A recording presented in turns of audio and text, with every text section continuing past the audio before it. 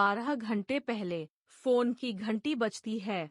सिद्धार्थ खुराना ने रागेश्वरी को फोन किया और उसे फोन लेने के लिए कहा। हालांकि वह खुद ही फोन उठाता है और अजनबी उसे उसके घर से बाहर आने की सूचना देता है। यह दिखाता है कि प्रिया ने कॉल समाप्त कर दिया है। सिद्धार्थ रागेश्वरी को फोन करता है और आरो को बताता है कि उसे एक कॉल मिली थी कि उसकी पत्नी। वह बाहर आती है और रागेश्वरी को अपने हाथों और शरीर पर चोटों के साथ मृत पाती है। सिद्धार्थ आरो को डॉक्टर को बुलाने के लिए कहता है। रूहू रोता है और कहता है कि माँ अब नहीं उठेगी। प्रिया छिप जाती है और दुखी भी हो जाती है। रेहान प्रिया को उनके कमरे से गायब पाता है और उसकी तलाश करता है। उसे लगता है कि परिणाम बुरे होंगे। मैंने प्रिया को चेतावनी दी थी, लेकिन उसने नहीं सुनी। वह कहता है कि आपको क्या लगता है कि मैं आपकी योजना को सफल होने दूंगा? रेहान किसी को भी दूसरा मौका नहीं देगा, आपको भी नहीं। वह परेशान हो जाता है। प्रिया सोचती है कि उसकी माँ ने उसे ढाल की तरह संरक्षित किया, लेकिन जब उसकी बारी आई, तो वह अपनी माँ की रक्षा नहीं कर सकती थी। रेहान संदेह करता है और सोचता है कि प्रिया मोहित से मिलने गई है और सोचती है कि ऐसा नहीं हो सकता। तुम फिर से अपनी बहन को धोखा नहीं दे सकते। प्रिया वहां आती है। रेहान पूछता है कि क्या मोहित ने उसे इंतजार कर रखा था और वह तुमसे नहीं मिला। वह कहता है कि आखिरकार वह समझ गया कि वह आपके साथ नहीं रहेगा और आपको छोड़ देगा। प्रिया कहती है कि आप कुछ भी नहीं जानते हैं और बिना कुछ जाने बस एक निर्णय लेते हैं। रेहान आप जैसे लोगों के लिए कहता है, बस फैसला लिया जाएगा। प्रिया कहती है कि आप बेशर्म हैं और अमानवीय बातों का प्रतीक हैं और कहते हैं कि आप शैतान हैं। तभी उसे अपने हाथ पर चोट लगती है और याद आता है कि रागेश्वरी को भी चोट लगी थी। वह मुड़ता है और दहाड़ता है अपनी अदिशात आंखों से। प्रिया नागिन बन जाती है, काउंटर अटैक का इंतजार करती है। वह दहाड़ता है और उसकी ओर मुड़ता है, लेकिन उसे वहां नहीं पाया। वह और अधिक क्रोधित हो जाता है और कहता है कि तुम प्रिया के पास कहाँ गए। प्रिया सोचती है कि मैंने खून देखकर भी उसे क्यों नहीं मारा और सोचता है कि क्या कोई और इसमें शामिल है। वह कहती है कि वह आदशद नहीं है और उसे पूरी सच्चाई पता होगी। वह रागेश्वरी के घर जाती है और चुपके से दूर से उसके शव को देखती है। उसे आंखें फटी की फटी रह गईं। रेहान कमरे में गड़बड़ करता है और आराध्या अवतार में घूमता है। मिनी वहां आती है। रेहान पूछता है कि मेरे कमरे में आने का नियम क्या था।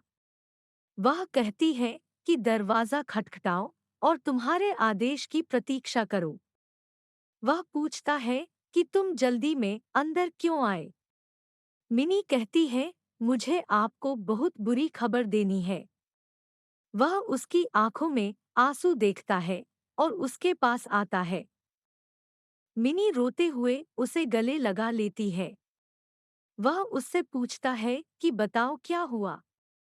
वह कहती है कि मुझे फोन आया और फिर रागेश्वरी मौसी अब और नहीं है। वह प्रिया के उन शब्दों को याद करता है जिन्हें वह कुछ भी नहीं जानता। रागेश्वरी के अंतिम संस्कार के दौरान हर कोई रोता है। सौम्या पाम को खुद को संभालने के लिए कहती है। पाम रोता है और कहता है कि मैं अपने दोस्त के बिना क्या करूंगा। प्रिया पेड़ के पास आती है और अपने अंतिम संस्कार को देखती है। रेहान उसे बताता है कि वह नहीं जानता या समझ नहीं पाया, लेकिन वह समझ गया कि रागेश्वरी मौसी उसकी माँ की तरह थी। वह कहते हैं कि मुझे नुकसान के लिए खेद है। तू आजा, मेरा माही खेलता है। राहन उसे देखता है, जैसे उसके आंसू जमीन पर गिरते हैं। रागेश्वरी का अंतिम संस्कार किया जाता है। प्रिया जलती हुई चिता को देखती है। बाद में सौम्या पम को पेय देती है और उसे आराम करने के लिए कहती है। पाम कहते हैं, और मैं समझता हूँ कि अब तक रहान की मौत की खबर अब तक सार्वजनिक नहीं हुई है। कहते हैं कि वह लड़कियों की धड़कन है और उनकी दिल की धड़कन अब तक खत्म हो चुकी होती है। वह कहती है कि लोगों ने सोचा होगा कि उसकी हत्या किसने की है। रेहान वहां आता है। सौम्या उसे अभिनय करने के लिए कहती है। पाम कार्य करता है और रोता है। सौम्या का कहना है कि प्रिया ने सोचा होगा कि आदित्य रागेश्वरी का कातिल नहीं है। प्रिया को ब्रेसलेट देखकर होश आता है और वह सभी के हाथों को देखती है। वह सोचती है कि उसने वही कंगन देखा था जो माँ के पास था। वह सौम्या के पास आती है और उसके कंगन को देखती है। रागेश्वरी को मारकर पाम याद करता है। रागेश्वरी पूछती है कि वह ऐसा क्यों कर रही है। पाम कहता है कि मैं आपको पसंद करता था, जब तक आप मेरी बात नहीं मानते थे। वह उसे मार देती है। एफबी समाप्त होता है। पाम सोचती है कि उसने किसी को इसे पहनने के लिए बनाया। वह याद करती है कि उसने सौम्या को कैसे पहना था। वह सोचती है कि सौम्या अपनी माँ को नहीं जानती। प्रिया सौम्या से बात करने की कोशिश करती है, लेकिन बाद में उससे बात नहीं करती। प्रिया ने आरा से मिनी को यह कहते हुए मना कर दिया कि अगर अजनबी उसकी माँ की हत्या करता है, जैसा कि हत्यारे के पंख थे। बाद में रहान शशांक के पास आता है और मोहित को अपने पिता को फोन करता है। रेहान ने मोहित से कहा कि वह सौम्या के जीवन में हस्तक्षेप न करे। शशांक का कहना है कि यह मोहित की गलती नहीं थी और उसे बताता है कि सौम्या वैसा नहीं है जैसा वे सोचते हैं। वह संदेश दिखाता है कि सौम्या के खिलाफ आपराधिक मामले हैं। रेहान हैरान है। शशांक का कहना है कि वह हमें बेवकूफ बना रहा है और मधुर अभिनय कर रहा है। प्रिया मिनी से हार मान लेती है और अंजोरी से मिलने की सोचती है कि क्या वह रागेश्वरी की हत्या के पीछे है। वो जाते हैं। प्रिया वहां एक किताब ढूंढती है और कंगन के बारे में पढ़ती है। सोचती है कि क्या सौम्या शैतान है। अर्नव स्वाति से बात करता है और उसे शांत करने की कोशिश करता है। पाम वहां आता है और उसे शांत करता है। पुलिस शशांक के घर आती है और उन्हें पीएस में आने के लिए कहती है।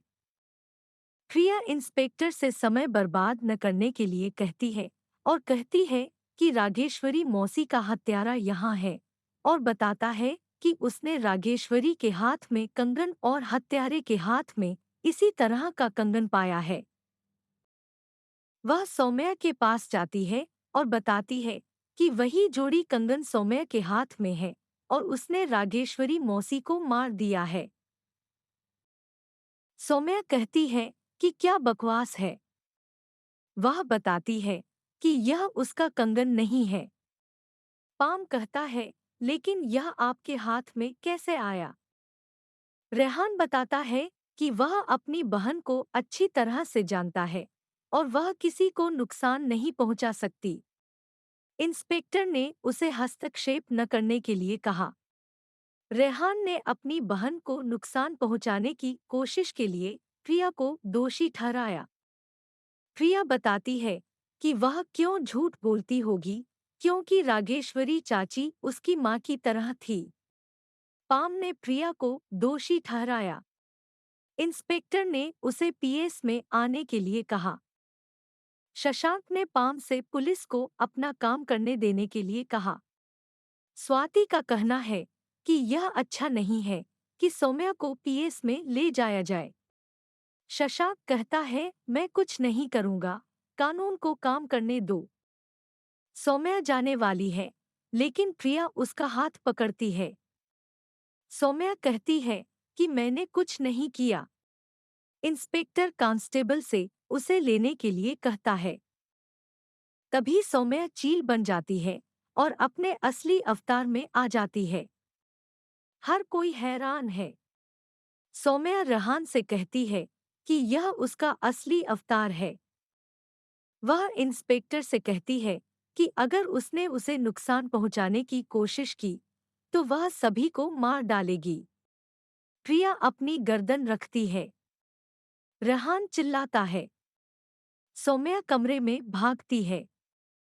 प्रिया अपनी शक्तियों के साथ दरवाजा खोलती है और सौम्या की गर्दन को फिर से पकड़ लेती है।